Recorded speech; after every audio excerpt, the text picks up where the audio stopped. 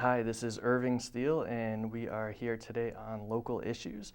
We're really excited. We have a special guest. She's an entrepreneur, she's a leader in the law community here, and supporting a lot of positive efforts in the community. Her name is Yona Gregory. So welcome, Yona. Thank you. Thank you for having me. Appreciate it. Of course. And it must have been an interesting last couple of years in your area of real estate law. Can you just say how interesting it has been? It has definitely been interesting, exciting in some ways, but I do a lot of real estate and I specialize in landlord law. So now, of all times, to be a landlord attorney is definitely both a struggle and a learning process at the same time. So I've been lucky, though, to have a lot of ability to support landlords and offer, whatever I can to help them. But it's a tough time for landlords, for sure. Mm-hmm. And what are you seeing as some of the most pressing local issues for the landlords right now? Local issues like in our particular area, the rental market has been good on the one side, but you do have a lot of landlords who suffered with the moratorium and are still struggling to get non-paying and non-compliant tenants out of their units. It's taken a long time. So a lot of the local landlords who are not professional landlords, which I mean people who own maybe a duplex or retired folks that just are trying to live off property, they've really been hit and struggling to not receive rent for over a year is rough. That's really hard. If you have it, you work the numbers out, and then for a year not having that rental income, that's right. Pretty tough. For sure, yes. And one thing I hear a lot about from different friends or people trying to come up from New York City is just kind of the shortage of actual rental units in this area. Do you also see that? I do, and that's what's going on right now is even though people want to vacate units, there's nowhere for them to go. So they can't leave without finding another place, and there's no apartments available. So it's kind of like a blockade, I guess, a jam up right now with that. And it's a struggle because there's not a lot of affordable housing, but at the same time, it's hard for landlords to offer affordable housing because they aren't in a position with everything that's gone on. So it is difficult for finding apartments. It's very tough. And it kind of feels like from the outside looking in that a lot of the affordable housing is more these larger developments, whether it's the one they're trying to push in Niantic right now or other places. Is that usually the case? It's not usually the case. I normally, private landlords a lot of times have more affordable, I find, because they have less amenities. But right now, the private landlords are, a lot of them, saddled with tenants who can't leave. So they can't offer their apartments for rent, and it's sort of piling up. And I think that the future is going to hold a lot more public type housing because local and private landlords really can't bear the burden that's being put on them by the state. So really bigger developments are, I think, in our future. And I almost wondered how much of the challenges with renters and paying rent right now is actually connected to all these economic changes that we're seeing. Do you think there's any correlation between that in terms of jobs and economic opportunity in the region? Well, I think that it's a combination of things. When someone tells you you're not going to have any nobody's going to evict you if you don't pay your rent, sometimes the process in your head is maybe not to prioritize paying rent no matter whether you have a job or not. Unfortunately, a lot of that did happen. But of course, there's people who are hurting and legitimately can't pay rent now. But I think more of the suffering is finding a place to go. That's what seems to be going on because a lot of people have been granted support by various channels. And locally, we have Unite CT that's helped a lot of people, landlords and tenants alike, with back rent. So those funds are almost run out. So I think at that point, once those funds run out, we'll see how things go after that. Maybe you could explain a little bit more. What is Unite CT for people not familiar with that? So Unite CT is the Connecticut organization that was tasked with distributing the federal money to help renters. So I don't know off the top of my head how much money it was, but it was like tons of money. So they are still doling out a lot of it, but they did give away most of it, and it was a process that has taken good 6 or 7 months. So each dwelling could get up to $15,000 for back rent and even some future rent. And at this time now, you're able to take some support to go to another property as well. It's prospective landlords, so they are still supporting people, giving out money for down payments or for back rent, future rent, those things. But the money I hear is running out. And this was maybe part of the COVID funding and the American Rescue Act, things Correct. like that. Yes. Yep. Okay. And I teach at a local college here this last semester, a few classes there. And one thing I hear from a lot of the students is just the need for them to have some kind of housing here in New London that's close to where their campus is. Right. Do you hear about that at all? Well, I do. I happen to own 29 units of rental property in New London, and I own and manage it, with my family. And we have had a lot of students and things like that coming out and staying in the units now. So we've seen more college kids in our units than we have had in the past. I think because the college maybe has limited population as far as people who can stay there.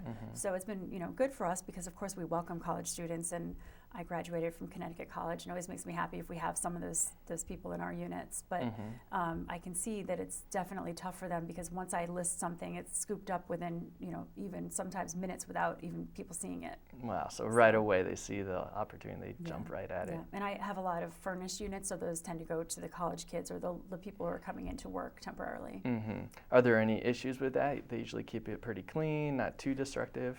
Yeah, no, I've not had any issues. I've been very fortunate, but we keep our properties in very good condition, and we really take pride in them. And that's one of the things that we appreciate about being local to New London. We've really vested our interest in trying to beautify and make the place nice and keep everything good. So when you do that, sometimes it it goes down to your tenants, and I think it just creates an environment that everybody wants to take care of your place.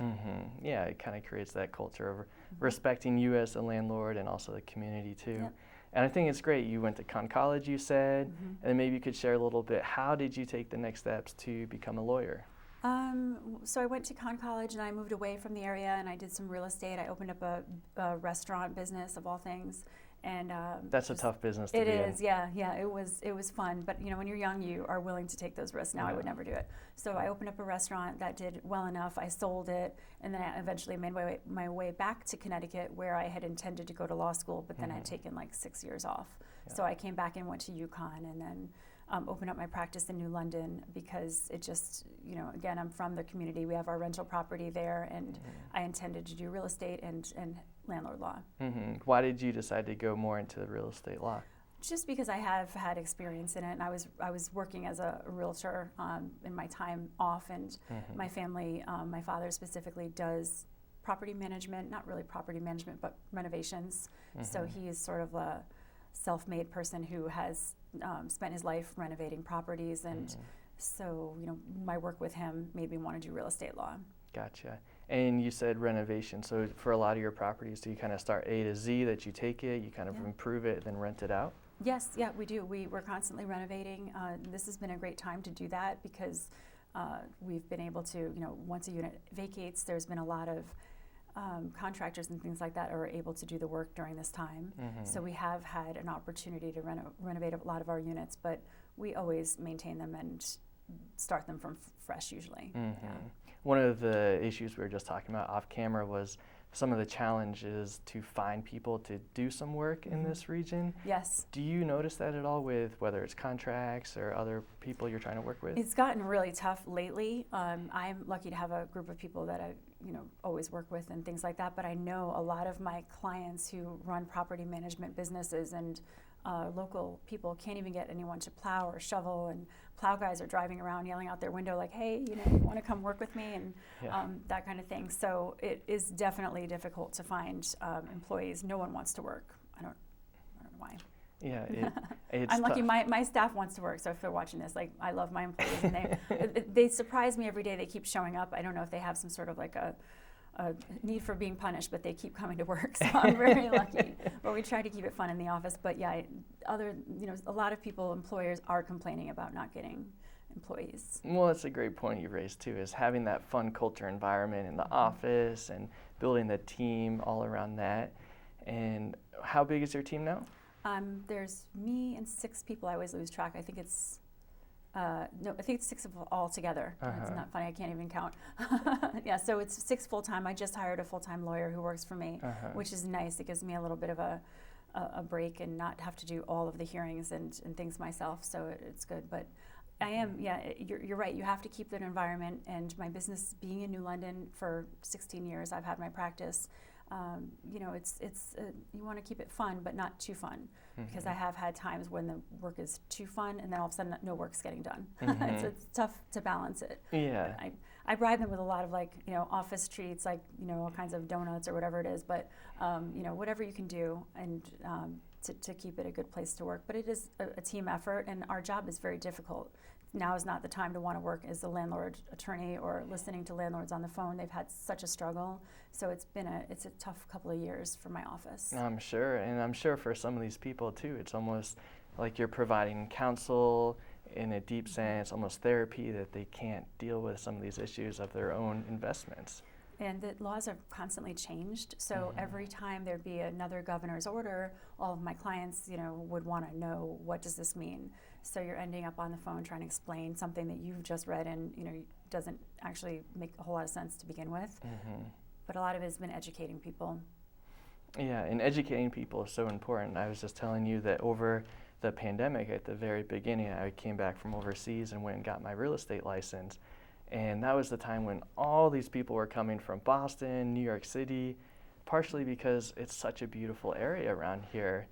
And I think part is educating people that Connecticut's a beautiful place to live, raise a family, work, all of that. Yeah, it's interesting you say that, because with my experience with my Airbnbs, when I first opened them probably 4 years ago, I had, even though I love New London, I'm from here, I kind of thought, well, who's going to stay here? You know, this is going to be interesting. There can't possibly be any tourists. But part of the Airbnb program is that they usually require the people to say why they're coming into the area. So I started to get, you know, a lot of bookings and inquiries, and this one particular couple, they booked and they wrote in there that they were coming for their honeymoon. Wow. And I had just started. To New London. To New London. And so I thought to myself, oh my goodness, they must be thinking that New London, they must be confusing New London with actually London or something. So I sent them a message saying, you know, I just want to make sure you understand this is New London, it's located in Connecticut. And they're, oh, no, we're from New York. We want to come there. We want to go to the beach. So I stopped sending those messages after a while, because I learned that there's a ton of people who come into this area for various reasons. You know, I was 95% booked prior to the pandemic and during and everything, with workers coming in. But we have so many people coming into this area that people don't realize. They're coming for Coast Guard events, Connecticut College events. New York people come all the time just to spend time at the beach. They'll ask me what kinds of things they can do. There's people who want to go and tourist in Mystic but might not have the funds to stay in Mystic. But it's a really reasonable place for people to go fiscally, you know, you know, coming from New York, they can take the train. It's they can not go to too the beach, expensive. Not too expensive. They can get something. And they'll ask me, you know, where to go. I send everybody up to Fiddleheads or Tony's or wherever is walking distance from my units, and they really embrace the area. And I've had a lot of success with it. And I was truly, even though I'm you know, an advocate of New London always, I was admittedly shocked to see how many people come here and enjoy the area as tourists. Yeah, and I think that's one thing that a lot of the leaders, whether it's government or business leaders like yourself, are trying to support, that people come up here. There's a lot of positive ramifications from that. There absolutely are, and I think that embracing tourists and offering things that they can, you know, that they can enjoy and do it's tricky, because it's hard to open businesses and be successful. So it's unclear how to, you know, translate that into stores, you know, making money from these people and everything. But it does trickle down, I'm sure, because these people are just coming into the area and doing whatever we have to offer. I know they walk downtown and they look for you know, coffee and things like that. So everything makes a difference, and everyone in New London who has faith in New London and is willing to, you know, keep their property and their pride of the city in a good place, you can do well with it.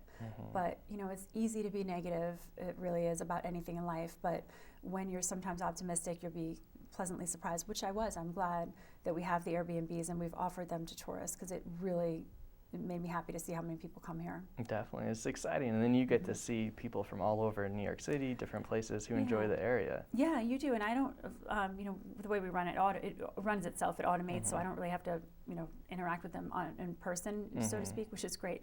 But, you know, there was a lot of people, but they have a lot of feedback that they write, and they'll say different things about the area, and our units are in historical homes, and they look for that, you know, it's kind of a interesting type of a thing for them, and they really do seem to enjoy it. So it's nice to see that people come to the area like that.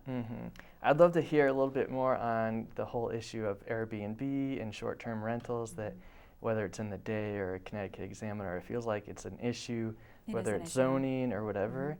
How is that going right now? So town to town is different. There's different towns, and there's different, a lot of them are local regulations that are the sort of the deciding factor in whether you can do an Airbnb. But generally speaking, my units are multifamily buildings zoned to begin with. They're not, being rented like bedrooms in anyone's house or anything. These are already apartment units. So that is different than doing an Airbnb in your home. But I would say if you have a single family home, you really have to make sure that you're in compliance. You can't just go Airbnb-ing your house.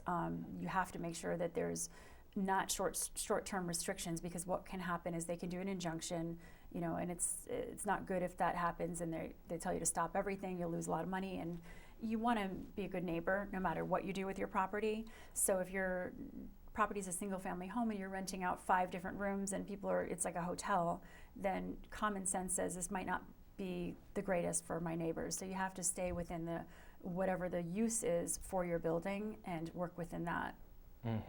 And I think for some people it might be hard whether you go down, I think it's the Westbrook Inn, that there's some pretty successful B&Bs in the area, and maybe some people want to kind of put their feet into the water and try that out a little bit.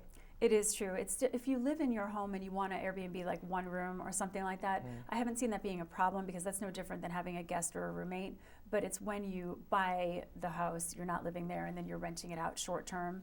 The short term rentals are the issue. So you do have to be careful. I have had clients who have invested in Airbnbs only to find out that it's not legal in that particular area, and that's a difficult thing to do. Yeah, it's super hard. And you've heard stories, I'm sure, of places like New York City where investors buy complete halls of apartments in the city and try and rent those out as their business. Right.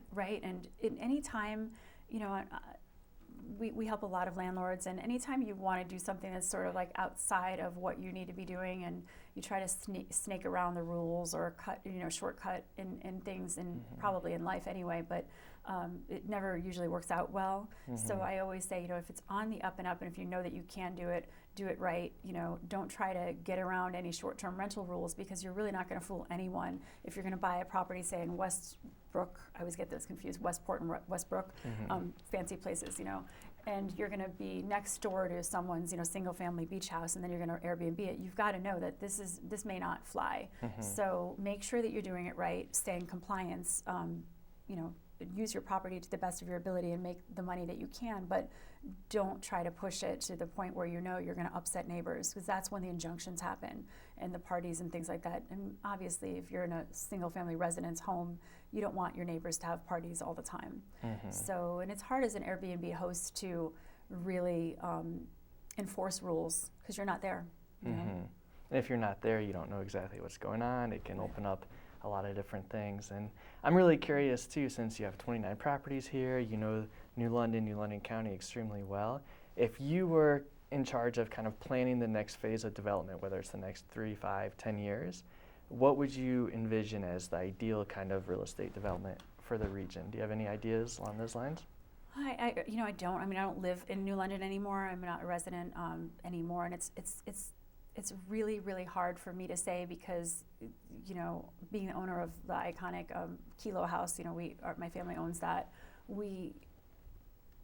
It makes me obviously a little bit worried about any sort of plans New London would have for anything as far as development goes, because of what happened with that debacle. But I think more commercial businesses would be a good idea. I almost entertained the idea of opening up a retail store downtown for a bit, because I really feel like we need more retail stores, like normal stores. I know that sounds bad, but things that you can just go, like the Grace store is in Niantic, that type of store in New London, where people can shop for things that are, like a normal type store. My issue with New London businesses, I feel like they open up and they don't have enough money and they don't have enough experience, so it's not going to be a very viable business. I'd like to see New London have more viable businesses, more parking downtown, you know, for the businesses that are down on Bank Street. It's tough for anyone to open up a business down there and then have a parking lot that's like 2 blocks away. That was one of the challenges I thought of opening a store down there. So I think more commercial shopping areas, especially now that we have a lot of more apartments down there, that would be good. And it's funny you say kind of normal retail, but I get it that in East Lyme there's a store called Paw Print Pantry, and anyone who likes pets, I'm sure, has been kind of close to this store, and it does kind of create this community of people seeing each other at the store, supporting the business owner, and that's vital, I feel, to support the economy. I agree. And my business having been in New London, I find I don't do much in New London, and I like to offer support and spend money with the local stores. But again, it's, you know, it's hard. I'm going to drive down to Bank Street, and then I'm worried about where to park, and oh my gosh, my shoes are never good for walking. So I don't tend to do that, and I wish there was more that I could do. And you know, I'm so old that I remember when State Street was like blocked off, and there was shopping all the way up and down State Street. My grandmother worked at a store called Blair's, and it was like a clothing store for women that was very popular. Every time I went shopping with my grandma, people would see her and say like, oh, can you help me because you helped me in the store. It was that kind of thing, where they made a lot of businesses down there where people would walk up and down the street. There was places to go. A lot of people shopped in this particular store. There was restaurants and things. Like, I don't know that would work again, because that was a time and a place, but it was a destination that people went to shop, and I would like to see that again. But it costs money to open businesses, and offering businesses a place to be, you have to have parking, you have to have the facilities, and you have to be able to ensure that they're going to be successful to a certain degree. And it's a combination of the business owner and their commitment to putting a lot of money into it, and then also the town in supporting it as well. Yeah, it's definitely two sides there. And just as you said, opening your own restaurant, these different things, it takes a lot of risk to go ahead and try and open up some kind of store. And I think I read something recently, maybe Westport or one of those places, they're actually using some of the American Rescue Funds to give forgivable loans for places, investors who want to come and open up a business in the town or city. Right. And that's a good thing to do. You know, I think that they have to vet those businesses though as well. You know, we're now facing whatever's going to happen with like Lighthouse Inn, for instance.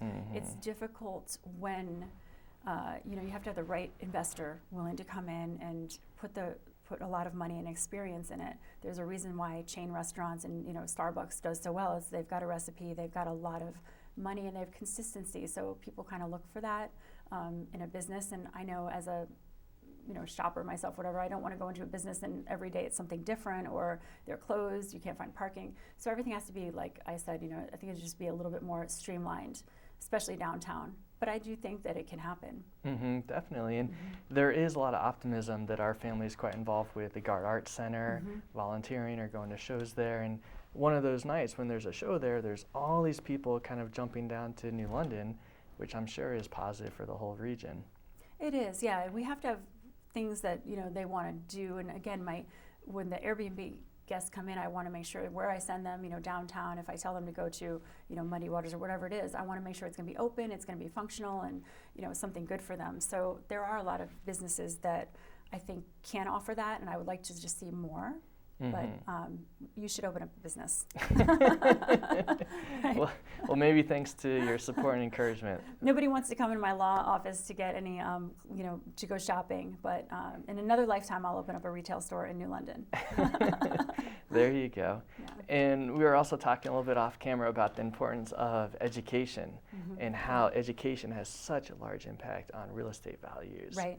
Yeah. Can you kind of say some of this region, whether it's Old Lyme or East Lyme, how education really impacts property values there? Right. I mean, my family's, you know, story is we did move out of New London because we had to choose a school system.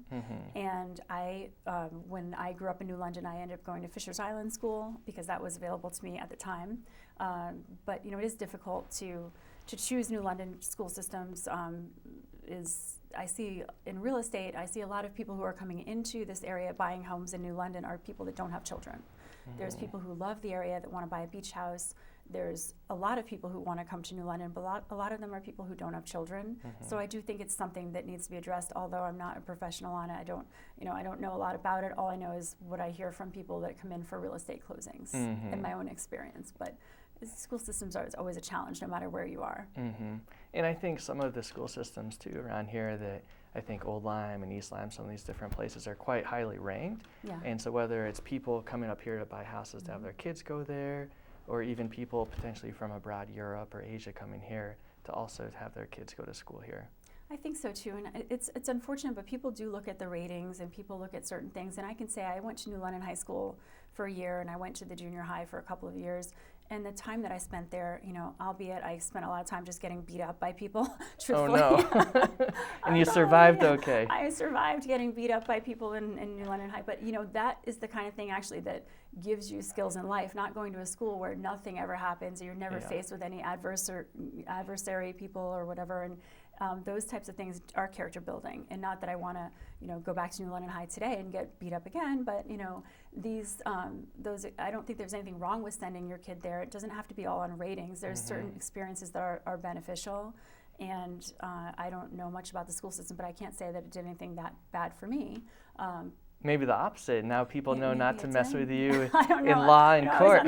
I was on probably the bad side of that. Yeah, exactly. It's funny. I did a closing for someone who I went to high school with and had an altercation with, and she didn't even remember, because when you're bullied, you're like, oh my gosh, this person's scaring me. But it was funny because it's just such a different time now. But New London school system has always tried, and I'm sure that the educators really put everything that they can into it. But it is a combination of parents and the community, the teachers, the educators, all of it. Yeah, there's a lot of factors in there. There are a lot of factors, but in some ways, I would like to say I would like to have my son have that experience for a year or so. I don't think it's necessarily a bad thing. But again, when people are looking at statistics, they do look at, what the ratings are and what the test scores and all of that. But I think if you're going to do well in Old Lyme School, you could do well in New London High School. It's some of it is more of what's inside of you, and the willingness to do well. I think you could probably come out of New London High School and do amazing if you wanted to. And many do. So that's a great point to highlight. And I'm curious, we just have a couple minutes left, but maybe you could highlight some of the local issues that you're facing as a business owner here. That there's many people say, oh, Connecticut is thriving, lots of new companies coming here and opening up. And there's another half that says, as an entrepreneur and a business owner, this is a really hard place to start. Connecticut is a crushing environment for anyone who wants to open a business, buy property, make any money whatsoever. It's entirely difficult, and there's so many of my clients have left the state after what Connecticut has done in the last couple of years to them, particularly property owners. It's been really, really bad, and I don't blame them at all. It's they've been run through the ringer. But Connecticut is an incredibly difficult place to make money, tax-wise, support-wise. It's been rough, and the moratorium doesn't help. But I do think that we need to start supporting businesses more, start supporting the actual owners of properties, not just the people who live in the properties, but the owners are the ones right now who really need assistance. For example, tenants get a free attorney these days, but landlords never do. And so many of my clients they can't afford an attorney, they can't afford to pay me. They could use assistance and support just the way the tenants do, because they're hurting just as bad. So I think that, a lot of people have to stop thinking about landlords as having all this money, or business owners, they're fine. You have to support everyone equally, and there's people who are in need that just because you own a property doesn't mean you shouldn't get assistance with a free lawyer if you need them, if you're a retired couple and you don't have any funds. So I think that the state can do better, though, for sure. Well, thank you, Yona, so much. I learned a lot from having you here. Oh, thank you for having me. I appreciate it.